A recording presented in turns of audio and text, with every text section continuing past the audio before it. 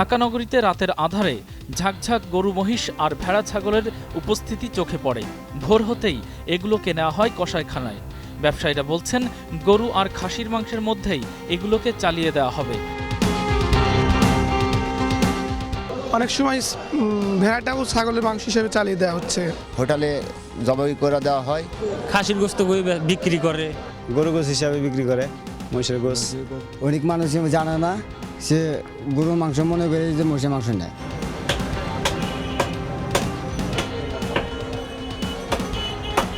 জবাইয়ের পর চামড়া ছাড়ানো হলে মহিষকে গরু আর ভেড়াকে খাসির মাংস হিসেবে বিক্রি করা হচ্ছে। ক্রেতাদের বিশ্বাসকে পুঁজি করে তাদের প্রতারিত করা হচ্ছে অহরহ, আর লাভবান হচ্ছেন মুনাফালোভী ব্যবসায়ীরা। ক্রেতাদের ধোঁকা দেওয়ার বিষয়টি স্বীকার করলেন তারাও। আমি সরাসরি গিয়ে আপনার বলে দিব না জানি এটা মহিষের মাংস, না জেনে নিতেছে, কেউ জেনে নিতেছে। যে কষাইটা আপনি মহিষ বিক্রি করে, ওই কষাইটা কিন্তু প্রকাশ্যে বলবে না যে আমি মহিষ জবাই করছি। এখানে ধরেন 3টা গরু কাটছি, আপনি বলতে পারবেন কোনটা কোন গরু। বিকল্প উপায় না থাকায় ব্যবসায়ীদের বিশ্বাস করেই মাংস নিচ্ছেন ক্রেতারা।